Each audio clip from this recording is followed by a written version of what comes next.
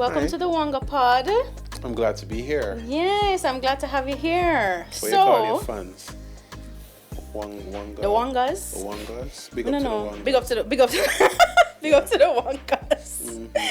Mm-hmm. All right. So the reason I've called you here today I've been called. is because of you have a little viral thread going on. Does that make you an influencer? I'll let the Wongas decide. All right. So, and that thread was, I low-key feel like traditional Jamaican culture will be dead in about 10 years. Yannick Reid, circa 2025. Let's unpack that. For sure. What did you mean by that? So, By the way, I know what you meant by that, but what did you mean by that? yes, for the Wongas. So there's only so much that you can say in a thread, so I actually continued it into a video on Instagram. Which I saw. Yes. So what I mean when I say traditional media, to summarize, it's just old culture, meaning culture that is here before you, culture that has obviously gone through multiple, at least more than one generation before it reached you. So, I don't, dancehall is approaching a point of traditional culture.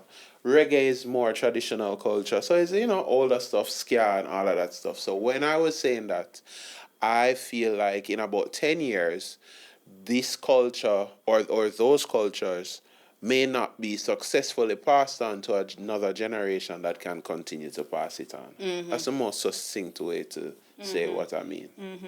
Mm-hmm. And I guess in a way, like, why do you think that is? Like, why do you think... I mean, I am seeing it myself as well, so it's not like I'm oblivious to the fact either, but what are the reasons that you feel like is responsible for, like, that loss, that erasure? I think there's a bunch of factors, and, I'd like to be honest in the fact that this is an opinion, I'm not an expert, Yeah. I'm a town person born to two very rural parents. So I'm not native to traditional culture. I inherited it. Right. But I think on a small scale, migration is one reason. A lot of people have moved into Kingston where traditional culture that's not the home of traditional culture, as well as this is a little bit more complicated, but I think culture is like a tree. You know what I mean? It's like a fruit. So when somebody presenting like a seed to you, a seed is very boring. Yeah. But it's when you plant the seed and it grows into a tree and you eat the fruit and you say the fruit is nice. Right. Even when I was a kid, I didn't really get like, okay, why should I care about these things? Right. It's when I'm older now, I'm like, yo, all of these things were so sick. Like, these are the things that actually validate that we're Jamaican and make us feel Jamaican. I'll be honest, when I was young, I was just like, oh, who the hell cares about a chimney? And then when you're like older, and you're just like, yo, we did have iron pots and all of these things. Yeah. So I think the younger generation is experiencing that, where they're being presented with the seed, and are they? I'd love to know, because like I remember way less. I remember when I went to prep school. I remember when I was in prep school, we had like first of all, we had Culture Day separate from Jamaica Day, separate from Heritage Day. So I had 3 different days where people are bring chimney. I remember I borrowed my auntie's. I'll never forget me hounding down every single one of my relatives because I needed to bring something unique. I think we need to take a moment to say that a chimney is a small potty. Right. What we know as potty. Before bathrooms were in homes. Yes. And it's usually made out of steel or metal. A metal, because like a antibacterial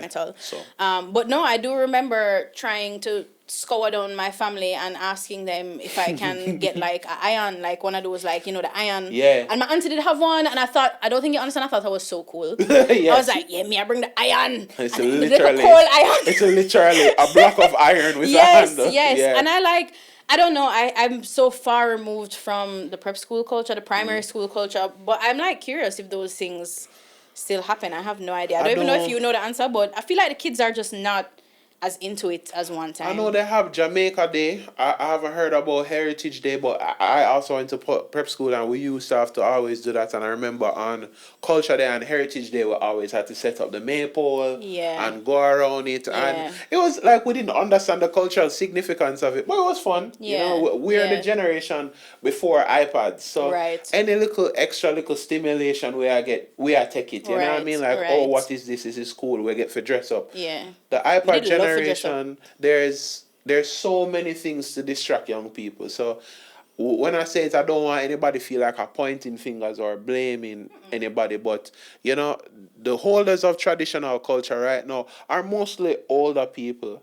And I would imagine that it's probably hard for the older generation to hold the attention of the younger generation. I can't imagine something like that being easy. So it's very difficult when your grandma or culture come and say, come let me teach you how to do blue draws. Meanwhile, I want to watch Bluey. Right. You know what I mean? But then I don't know, because I have a fond memory that I have. My grandma on my father's side is not with us anymore, but I have a very fond memory of like picking tamarind with her, and she showed me how to shell the tamarind. And I remember we sat outside at a table with a little basin, and we rolled a little tamarind ball. Like, are kids of today having that experience? I don't know. No. Did you guys put the sugar on it too? Yes. That's so cool. Yes, it was so very, very nice. I think that's the first and last time I ever made tamarind. That's so cool. But it's etched in my memory, so you know? Cool. Yeah. And so I guess following on that, I was reading through your thread because not only was I interested in what you were saying, but I was very curious about the responses, what people were saying. And there was one that caught my eye. Because I don't know that I fully understood what she was saying. Maybe you understood. I don't know. Well, I would love to know your interpretation. So she said, this was from the Tiana Shorter Project. She said, the diaspora won't let it happen. Too much value in the culture. Okay, yeah. I think, so the idea of Jamaican culture is a very serious one for a lot of people. And I realize if you were probably reading the thread, there's a lot of diaspora overseas who have very strong opinions about it. That could be like a whole different conversation. That's a whole different thing. But the idea of culture dying, while it is happening, is not an idea that them like to embrace. Yeah. You know what I mean? It's like, that can't happen. And at the same time, I'm like, but it's happening though. Right. It is happening. You know what I mean? Like, Dukunno is on its last leg. Like, if you are... I wouldn't even say, because I did see you say that it's on its last leg. I actually wouldn't even say it's on its last leg. Yeah. Why? Because I feel like for a couple of years, Dukunno was gone. Yeah. I never, ever, ever saw it. I would even argue and say that there is a small resurgence happening right now. Okay. I just don't know how impactful it is. Okay, so you would say that it died and they're trying to bring it back. Because even I remember growing up, we were a carnival family. My family is a soca family. My mother will never jump carnival, but she loves a soca. Yeah. And so I grew up going to carnival, like going to watch carnival. Same. And I remember that is when I would see Dukunno. Like the Dukunno in the middle of the parade would be like, you know, fascinated and terrified. Exactly. And I would be quite fascinated and terrified for sure on the sidelines. And I jumped carnival in Jamaica for the first time in 2015. And then I jumped again in 2024. Both of those times, no Dukunno on the road. I didn't see anything. And then I would say in the times in between those as well, didn't see them at all. I think we rarely saw them during Christmas as well. Byron Lee's, I could be wrong. Yes, no, it was Byron Lee's Jamaica Carnival. And he was definitely trying to have the soca, but still have the Jamaican element. So he was very intentional. But then last year, when I was working with Exodus, they had Dukunno. Yes. And I loved it. I thought the fascination, I wasn't as terrified. Yeah. But the fascination, like it felt like it was the first time I was seeing them again. Just because it was so, I didn't expect it, you know? And it just felt so nice. But again, like they came out during like the last part of the festival. This is like evening time. I don't even know if the kids would have been out to really see them time there, but it was just so nice to see. Which is why I say I do feel like there's maybe a little resurgence happening. To my but understanding, is like I think is like in Saint Anne there's a little group that is trying that is like some of like some OGs and some young people trying to hang on to it. So it's like the last set of like the people probably you would have probably seen back in Jamaica Carnival and them thing there. Right. So yeah, like when someone says something like that, I'm just like, yeah, it can't happen. I'm just like, but it is happening. So I understand that it hurts emotionally, but it is a very real threat. So I'm not trying to do fear mongering. No, I don't think so at all. It's more, I'm trying to say, hey guys, let's just all, as a generation or as a collective, just have it in the back of our mind when you're talking to your grandparents or your parents and them telling you some stuff about the old days. Take out your phone or your voice memos, take out your notepad, take out your camera, record it, because it might be the last of it. So we need you never to know. You never know when it's the last you're going to see. Like, back in the day, when I saw it at Jamaica Carnival, me never know it was the last I was going to see it either until last year. So, you just would never have known. So I agree.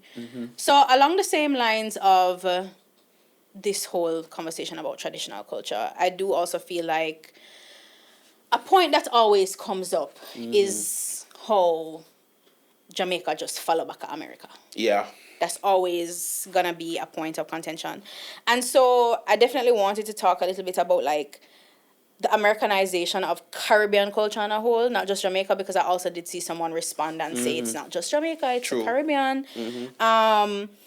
And I think especially in the realm of food, I feel like we are, how many fried chicken places can we have now in Jamaica?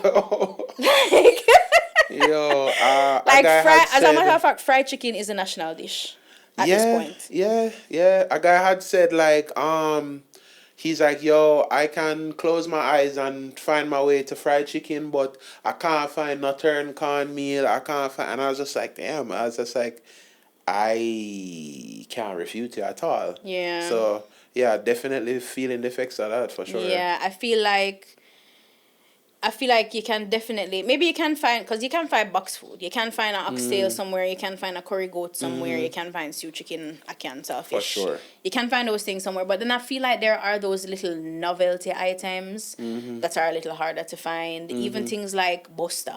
Jesus. Like Buster trash. I don't like Buster, but my sister love a Buster. Culture. Like, Asham, Jackass Khan. Ooh, I love a Jackass Khan. Even Police Button, I don't see those Oh things. my God. I feel like everybody nowadays just Police Button, Rough Tops is a new Police Button. Yes, like, you read my mind at like that exact moment. That's the closest. But they're different. They're so different. Yeah. Rough Tops and Police Button are two different things. For sure. And I feel like those things are just becoming increasingly harder to find. My mom and my sister live abroad. They've lived in the States for like 10 years now. And of course, every time I go up, we try to bring up some things. And I just feel like forget the little gizzard when my mother like you have to go to specific spots. You can't just go in at any supermarket and find gizzard. You can't just, there's no coconut drops. Right. What's the white thing with the pink top? Grater cake. I used to love grater cake. But culture, you know what I mean? Yeah. I ask what it is. You hate grater cake? Yeah, I hate grater cake. The only item of shredded coconut that I'll tolerate is gizzarda. And I find that crazy because it's so much shredded coconut, but gizzarda is goated. What? So you don't even like coconut drops? No, sir. No, sir. It feels too much like trash. It feels too much. I love everybody who loves coconut drops, but a slavery, man. A slavery, like. But at that you are defending Yannick. And I am saying it can come to the table, but we will not be speaking. You know what I mean? Like, no, man, forward. Over there, so. Well, me will talk for you. Yeah. Because I love those. Funny enough, I actually, when I was younger, I only liked grater cake. I never liked the gizzard and I never liked the coconut drop. I think it was a ginger. But you see, I think when I was younger, I just never have an affinity for ginger. But no, you see, that is like, that encapsulates what I'm saying. You know what I mean? It's like, as a little picnic, as I said, you or whatever, as a big man, like when you see the tree grow, Yeah. I can't just say, yo, burn out them thing there. Like I can't with good conscience say burn out them thing there, because I'm just like, yo, it's ours. It have to just par. Yeah. Even if you don't really like it, it's ours. You know what I Yeah. mean? Because if we lose it, then that's all we have. Yeah. I feel like kids should definitely be eating those. Peanut brittle? Oh, now we're talking. Peanut brittle? Now we're talking. Oh my God, I love a peanut brittle.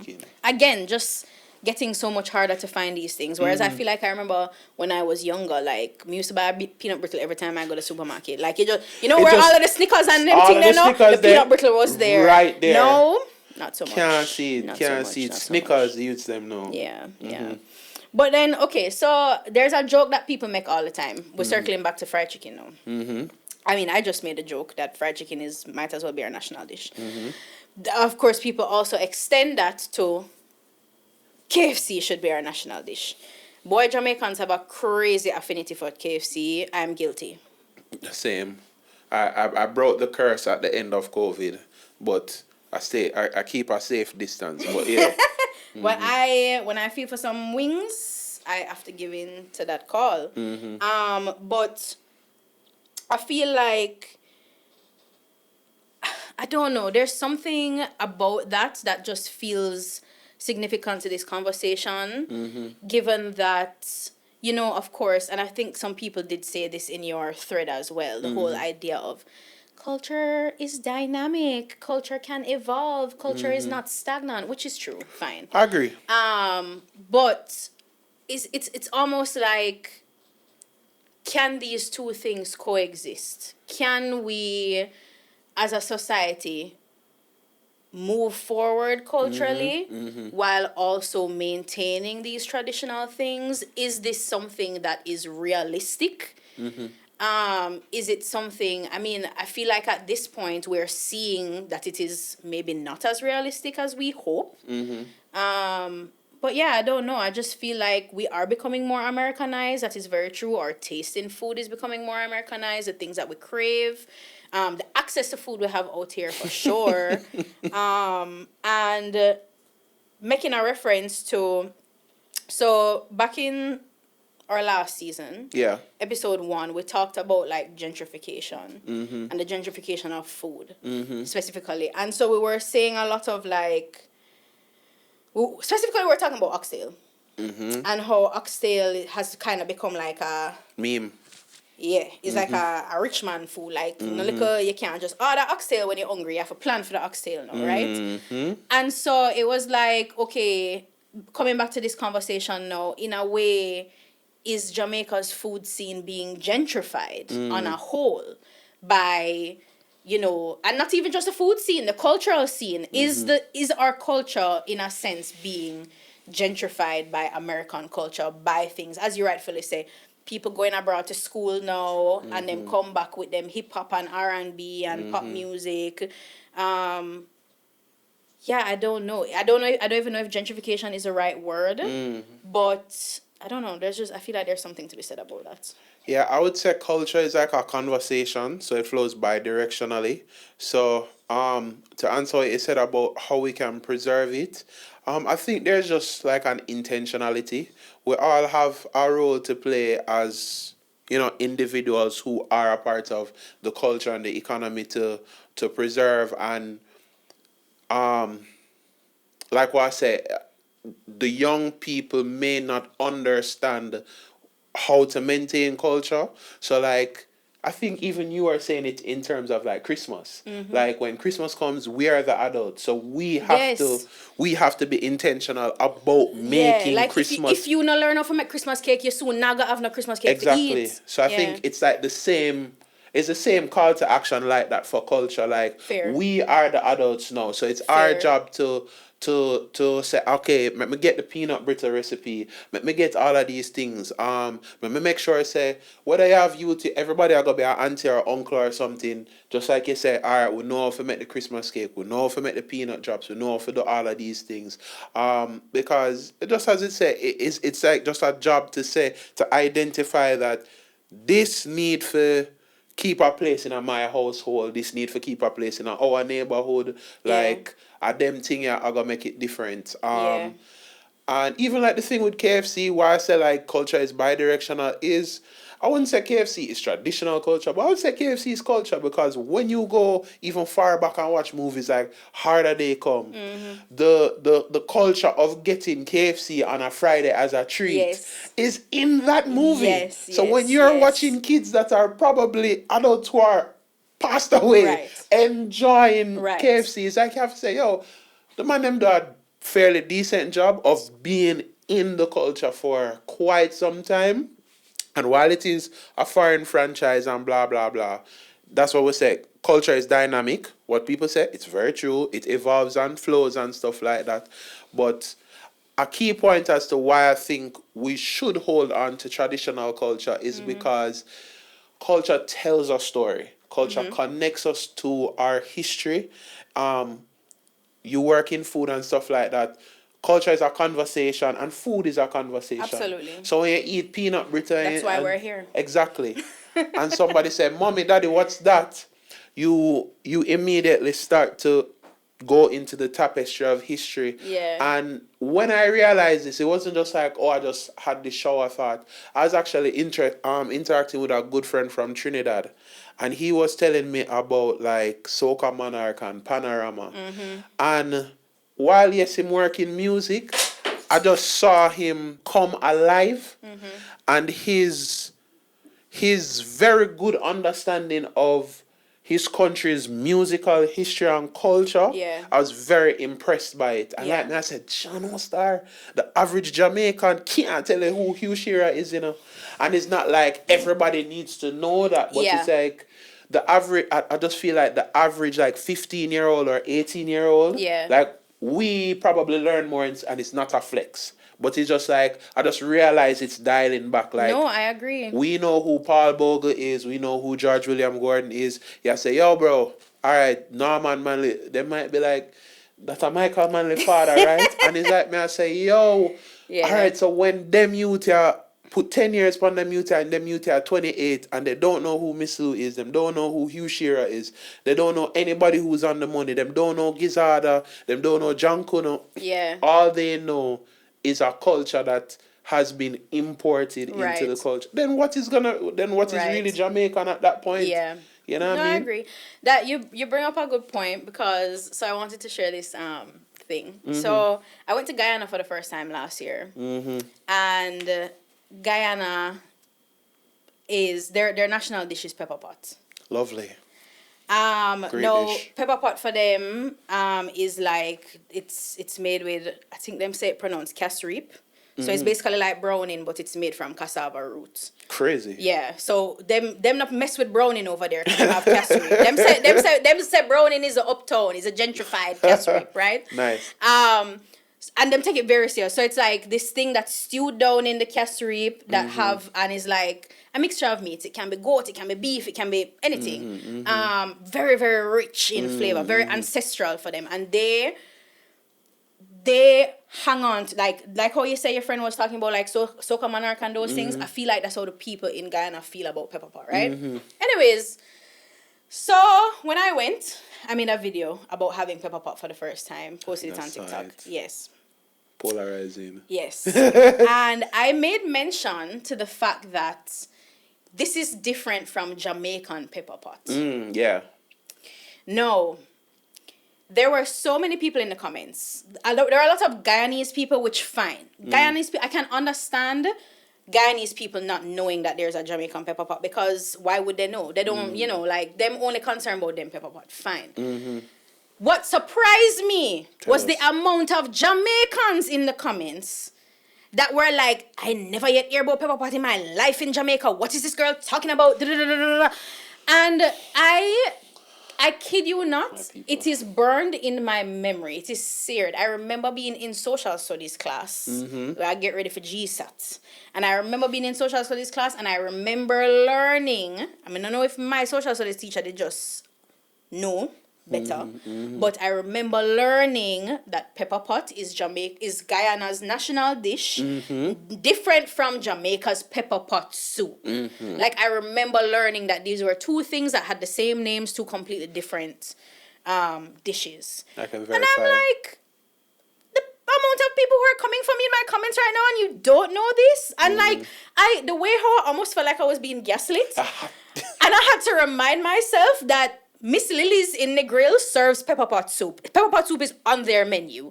I order it every time I go there. The cocoa bread in there, bad. Yeah. And so I'm like, even things like that though, like I cannot think of anywhere else in Jamaica that sells pepper pot soup.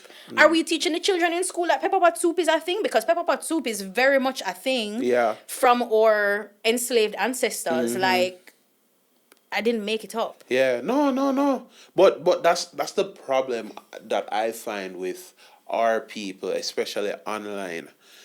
We wouldn't even watch the video and Jamaican pepper, but my instinct is just like, all right, we wouldn't even Google it. That's what I said. Funny enough, I got vexed one time when I responded to a comment and I said, Google is free. Then at least I mean, Jamaican pepper pot. I swipe over and I say Jamaican pepper pot and I look it up. Oh. Okay, I'm just quiet myself. How is your first step? Yo, what y'all talk about? Me never hear about that yet, sir. Yeah. And funny enough, I even made like a follow-up video. I don't know if you know, there was like a trend going around last year where the song was like, I am Drew, I am Danny, and we are not the same person. Yeah. So like I did that with like the Guyanese pepper pot and the Jamaican pepper pot.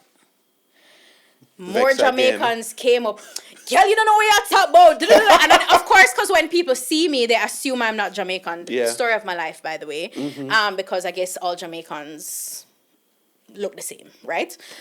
So people naturally assume that I'm not Jamaican. And so there are so many people who are like, this none, like, you're not even Jamaican. You don't know what you're talking about. And I'm like... Please. Leave me alone. Pick up a book. Please. Read. Just go look it up. Just go look it up. Yeah. But yeah, it comes to problems that, and then like, you say like, yo, I know, there are gaslighting. It's like, yo, this is not, I didn't make this up. Why would I make it up? I have no desire to make this up. But so many of you are coming at my throat. So, all right, okay, imagine them people in 10 years. When you say nanny catch bullet in their body. What? We are talk about, you idiot. No woman can. It's like, in our body, but that. I'm just like, what we're going to know in 10 years is we're going to know KFC, we're going to know Church's Chicken, we are going to just be Florida in the middle of the water. Yeah. I mean, I already tell people, I think Florida is Kingston 22, so. It literally is. So it's like, that's why I say, if we're not careful in 10 years, because everybody who is 15 now is going to be 25, and if we're not actively trying to keep this thing alive, it's going to be gone. And I can't tell when last I have had the dish that is called blue jaws. Yeah. So we're going to talk a little bit about blue jaws right now. Let's go. Right? But before we get into that... Another break? Yes. Before we get into that, let's pay the water bill. From year start, everybody's like, 2026 is the year of the horse. 2026 is the year of this. 2026 is the year of that. And like, sure, right? But 2026 truly is the year of Bulla. Right? Last year, it was announced that Bulla would be added to the 2026 Oxford English Dictionary. As a girl who never really liked Bulla before, but then I did try the yummy pineapple Bulla in 2025, and I like it. Safe to say, I think we're all in our Bulla era. And when it comes to Bulla, I think yummy is actually top tier. Word on the street is that they've also dropped a banana Bulla. And yes, I've had it. And yes, it slaps. And yes, the banana flavor, like from your open bag, hits you right away. Yummy Bulla is flying off the shelves for a reason. It is the classic Jamaican snack. And I think it's time that you join in on the flight too. And we're back. All right, so as we said, we're going to talk a little bit about blue jaws now. Because I saw you mention blue jaws. And I felt like we couldn't not talk about blue jaws. Blue jaws is one of those weird things because I feel like it's it's such a far removed food. Cause I can't tell you when last we used to bear blue jaws anywhere. But we always talk about blue jaws in this conversation. Yeah. Like people love talking about it, but nobody's making it. Yes. Crazy. Yeah. I have to go country for. I haven't had it in about 10 years. Maybe even more. And the first time I had it, I was like, yo, this is so good. Why is this not like... Yeah. I can't even tell you what is in blue jaws at present. Can I tell you that I made blue jaws when I was in the 4-H club in prep school? Mad. And I feel like that's my sort of flex. Meanwhile, I make rock cakes. Can you tell the Wongas what's in blue jaws? Okay, so actually I wanted to walk you through a little bit of the etymology of blue jaws. Let's go. So you know that the blue jaws, actually the rightful name is Dukunno. I remember now. Right. Yes, thank you. So Dukunno is the African name. Dukunno is actually a Twi word, which is Ghanaian. And it means boiled maize bread. So what we know as Dukunno or blue jaws now is a cornmeal based thing for the most part, right? However, of course, Dukunno was brought to us by our enslaved ancestors.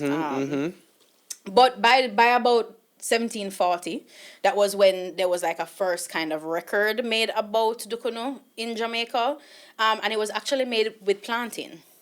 Oh, nice. So it was the whole dish was actually plantain. So it was a plantain that made the inside, and then you'd make it in the plantain leaf.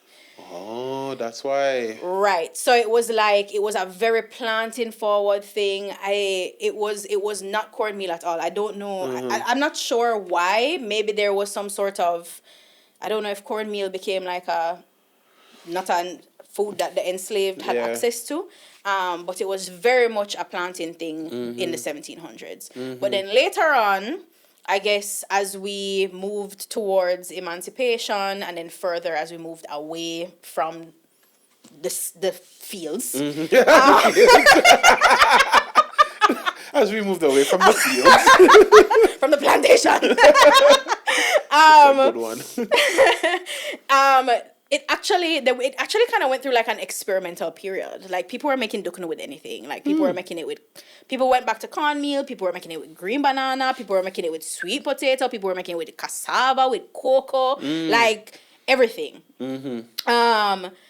And so for whatever reason, I don't know. I guess I don't know. Maybe if it's now like we have access to the original cornmeal that was made, it came back to its original roots. So now we kind of settle on it being like a cornmeal forward thing.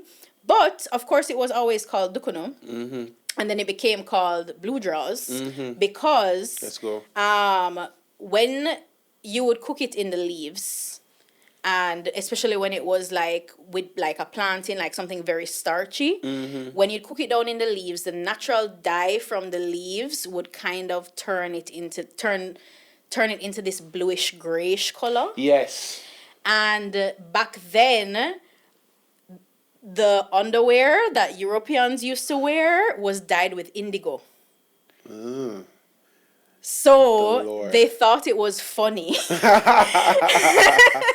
because it reminded them of, cause you know, at them I wash them slave master underwear, so them know the color. Yeah. So they thought it was funny. They were like, haha, this look like such man things, underwear, you know. And so that's how it ended up being called blue jaws. But I mean, even that conversation in and of itself is like, culture has evolved, right? It evolved from Dukunno into, and one could argue that calling it blue jaws is a loss of culture. It's a loss of because I mean we've now adopted master's language to call it blue jaws. Yeah. So it's like, is this now just the next phase where it's just no longer important to our life because we've adopted the American way, you know? Well, I mean, I feel like this conversation in and of itself is an example of just what I'd love to happen, you know what I mean? Like, because I didn't know the history of it at all, you know what I mean? So even I start the conversation, you invite me here and you share with me the history of this thing, it just adds so much more context to the dish, which just amplifies how even something so simple as the food that you're eating has such a tapestry that helps you to understand where you're coming from. Yeah, that was literally the point of this podcast. Is just like, a lot of people think food is just food. Like, people think, oh, I'm just eating for sustenance, or may I eat because I like how the food tastes. No, it is like, when you eat, I think we have an episode where we're talking about how, like, when you're eating history. You're eating a story. Like, you really and truly, down to what you call the food, says something. It says something about who you are, who your ancestors were, the present time that you're living in. And, it's for sure, Yeah, for sure. intense. And other Caribbean islands have so many intense different dishes. Yeah. And because in Trinidad they have something similar to blue draws called yes, pastel. They eat it every Christmas, and that is still alive and well. Well, yeah. I saw it and I was just like, yo, what is this? I was like, da, da, da, da, da. Yeah. You know what I mean? And some countries eat some meat that we don't eat. Yeah. Like St. Lucia's monkey paw, I think. Yeah. And Cayman has turtle. I was gonna try. And up to the last moment, I was like, the concept of this, it bigger than me. No, you should try. And a chicken. And there was some, I think, another Caribbean island, I can't remember which one, have mountain chicken, which is frog. Frog. I've had frog before. It You tastes like chicken for real. Yeah. For real mountain chicken. I'll make it there one day. No, for sure. Like, I want to try all of these things. But, yeah, it's like all of these different things, I think, it just amplifies what you say. It just tells a story, and it helps us to say, okay, because culture is like a rope that you're hanging on to just kind of say, okay, yeah, me a Jamaican. And then someone says, okay, what makes you Jamaican? And you strip back dancehall and you strip back patois and you say, yo, it's really your history and how you got here. And it's like, oh, why your parents stay, how them stay, and all of these memories where you have like, oh, I used to roll tamarind with my grandmother, and you understand how important these memories are, like just the value that they have. And for those who are interested in having children, you'd love to pass on those experiences to your children. Yeah. You know what I mean? So I was disappointed when there was like one comment where it's just like, any culture that doesn't survive doesn't deserve to survive. And I'm like, wow. Somebody said that? Oh, I missed that comment. Kind of in a way. On Instagram, it's just like, oh, yo, good riddance. If it you know what I mean? Like, rude. Just some culture just doesn't make it out. And I was just like, I honestly don't know how to convince you to love your culture if you don't. Yeah. Like it's kind of sad. I was more sorry for, because I was just like, yo, bro, 3 generations in, all the man them going to know from is that, yo, you did not make some TikToks. Yeah. You know what I mean? Yeah. So it's like. Well, so the last thing that I kind of wanted to talk to you about, as a man of the arts, right? So I did see one of the comments where like, we can't monetize off of it. The sector doesn't care to keep it. It's like a charity spend. Now, this hits close to home for me, because back in the day, in my former life, when I used to dance and I used to do like a lot of corporate companies would like hire our company to do performances and stuff. And there was the conversation around money was always the hardest part. And I even know this because like my mother worked in marketing for like a big corporate company out here. So like I could hear, I knew what the conversations were from that side as well. And them don't want to pay for it. It's true. They don't want to pay for, and funny enough, I think culture, like traditional culture, things of traditional culture has now kind of been relegated to the arts.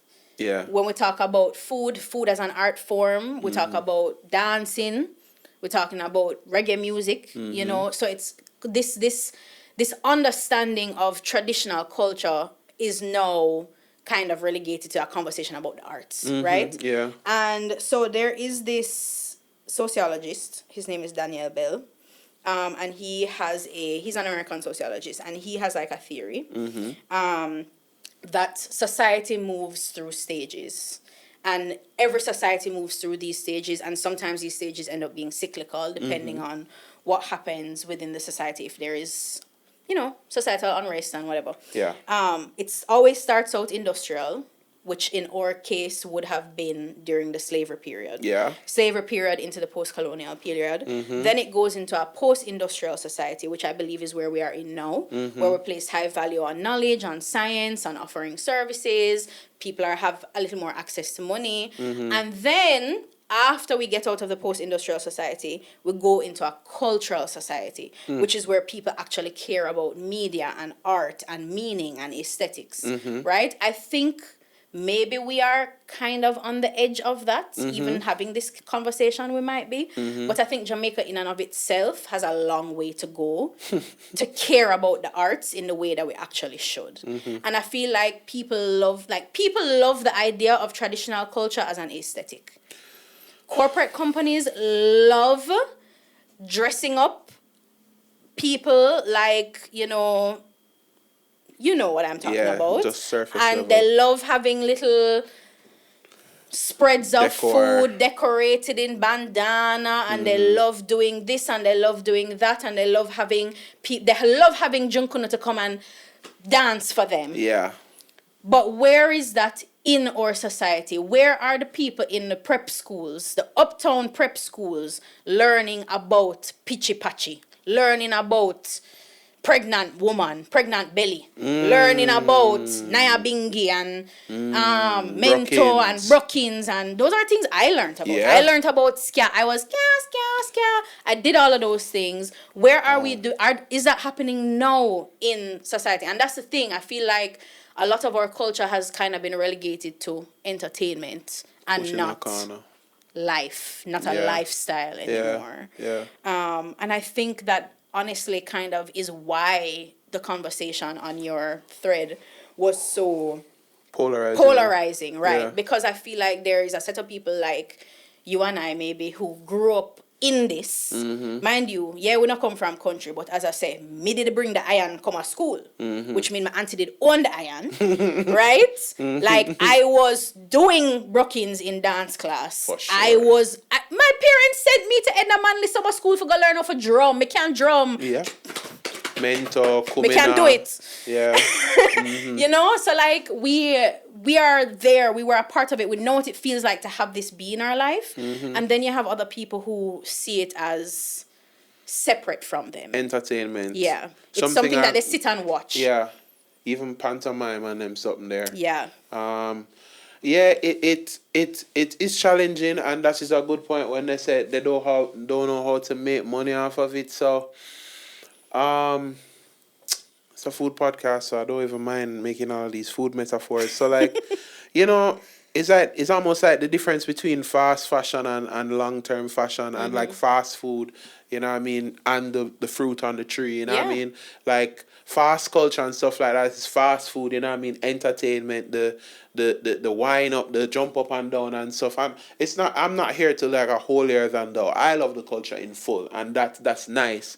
But those are the things that are entertaining. It's easily accessible. It's quick. It's like a quick rush of dopamine. Right. Where investing in traditional culture, it takes commitment. You have to put skin in your game. It does. If you want to, like, you can. If my parents did not put me in summer school, I would have not touched the drum. Yeah. Like it takes an active effort. Like, if you want to know about Maroons, you have to go a compound, and it's not a soft drive. Yeah. You see me? It's not a light drive for go down there. But in a way though, and I mean, I don't want this to get too deep on our government and whatnot. But in a way though, like, why is it so hard? Shouldn't it be easier? Shouldn't it be, as I said, coming back to like when we were in school, shouldn't it be things that we get access to? Don't we deserve that as Jamaicans? I would agree with you. I would agree with you fully, because if we were doing it when we had less, it should be easier now. Right. Why the picnic them now make Dukunno in a 4-H club again? When we can close our eyes and edit something in CapCut, a teacher shouldn't, and this is not me putting anything on teachers, we love teachers, but a teacher shouldn't have a problem to put together something, and it should be an even greater experience now. But I guess, so much of these young people, including myself, have ADHD, so it's just hard to focus on things, And the funny thing is Tiana, is that me used to rebel about them things that like back in the day, you did have field trip where them carry a go out companies. Oh God. Can I tell you something? I was so bad man when I never get forgot a compound. What? No, Because them memory there? Sweet me. Because I did the history for CSEC. Oh. And it's only the history people did go, and when me hear say, them there for beard down it on the white room, me say, what? And that me saw it pan, I was so vexed. Yeah. But no, I totally get it. Those things when you're younger, they kind of feel like. Okay. You know, but it's like, that's why I say, it's like, it's now when me a big man, and I think back on, I'm like, it's so cool. I went to Border the other day and they mentioned that. They was like, yo, you're not in a white room with a beard. And I was like, what you mean, beard? You know? It's just like, what you mean that nice for your mole? And like, I said, yo, you did not just say that nice for your mole. Funny, what's so funny is that we have a friend and her baby is sick, and literally all of us in the group were like, you need to stop down our head with white rum. Exactly. Take the coal out our mole. And it's them things that you have, that's how you continue the culture. As a matter of fact, we need for Brittany, go stop down the baby head. Please. Quick and fast. Take the coal out of your baby mole. You see me? And yeah, like I agree with you. Like I do think the government can do more. And you know, no political leanings or whatever. Yeah. But the reason I believe so is, and no system is perfect. But when I look at, like I say, you got Guyana and like I see what Trinidad is doing, like and Barbados, is that there is a concerted effort to have the culture on display in a certain way. Like Panorama. Have you been to Trinidad for Carnival? No, I'm going my first time this year, and I'm looking forward. Make sure if you're there during that time, try to go to Pan Finals. It is on the itinerary. Try to go to Pan Finals if you can find somewhere that does like Old Mass. Because when the first time I did Trinidad, it was for school, and so they took us to, it was kind of like this cultural immersion program. They took us, don't ask me why I went, but let's go. But they took us to all of these things, and like we saw Old Mass, we saw the Blue Devils. Don't ask me, I'm gonna reach up on the stage with the people them in a pan final, me on the float. Don't ask me. And it just nice. But it nice, like seeing that in a way made me so excited for them, and I was being there experiencing this other culture. But I'm not gonna lie, there was a sense of sadness knowing that we don't have that. We don't have that cultural connection in Jamaica. I'm gonna tell you, so one of the people that I met in Trinidad actually is on a pan team. I'm gonna tell you, it's not a get up and just go play pan, you know. Them a practice all year round, you know. They take it quite seriously. Funny enough, too, I don't think you'll be able to go because this kind of happens in South. But they also have stick fighting for Carnival too, which is a big thing. God. We took a stick fighting class. Yeah, we can't stick fight, not really, but yeah. I kind of remember that. Yes. Yeah, when they're on the stilts, right? No, so stilts is different thing. Stick fighting is like them literally fighting with a stick. That's so in hard. This thing called a gael.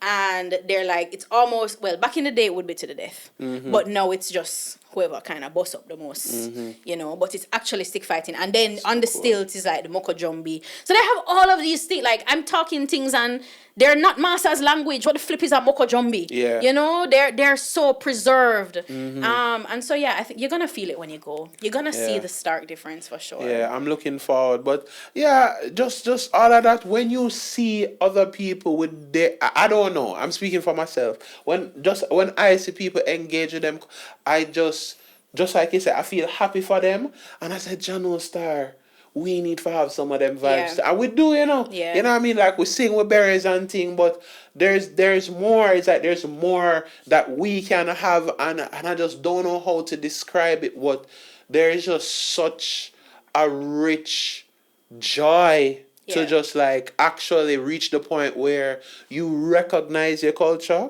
and appreciate it. There's a disconnect when you don't recognize it and you see it, but when you recognize it, yo, this are my people, them this. Yeah. And the funny thing is people who leave Jamaica, they become 4 times as Jamaican. Well, and I think that comes back to the diaspora. Yeah, comment because that was made. when you miss it. Yeah, when you are the only black person in a certain amount of radius and you're just surrounded by white people, is your culture. Is your culture and your community. That is why which goes to show how important it is. Okay. It don't leave you. So that's why I want it for my people. I want people to have them memories like what you say when you roll. That does sound like such a sweet memory. And things like that is it's like an infinite well of joy. Yeah. Like when you visit it, I'm sure whenever you are gonna make tamarind, it's like you say, oh gosh. I immediately remember the memory. It's just like it's literally like a gift that keeps on giving. When we just eat peanut brittle, it's like I feel the rustle of my khaki uniform. Like I just it's just like Jano Star, and I don't know. It just feel like it's spiritual. Yeah. It's honestly like the spiritual. Agree. So it's like very, very spiritual. I take it seriously. I admit to my crimes of like a young person just being like same. Could I be doing more? Probably, definitely. Yeah. But you know what I mean? It's like we do what we can. Just do what. That's why I made Christmas cake and put it on the internet. Amazing. I had to. And I'm sure no people quietly just watch on a recipe. Yeah, man. People vex them and never drop the recipe. I couldn't do it. It's my auntie's recipe and she sell. So, see it there, so yeah. So I mean, I forget keep that little bit, but yeah. And every family for have them little. Yeah, man. You know what I mean? The little family secret, the little family recipes, and all of them things. That's how we keep the culture alive for sure. Necessary. Yeah. All right, guys. Well, if you have anything to add, any fond memories of culture, traditional culture, anything that we missed, something that you feel like is so close, near and dear to your heart, let us know. DM me on Wonga Gal or, WongaPod. Let me know. You can DM Yannick too. Yannick is always very open for the conversation. No, I definitely am. Yeah, for sure. What's your handle, Yannick? That's why I'm here at The Therapist SOL on Threads and Instagram, and at Doppyman Ting on TikTok. You know what I mean? That's traditional culture when we say Doppy too. That is keeping up the culture for sure. Yes. For sure. All right, guys. Thank you guys for listening, and see you on the WongaPod next time.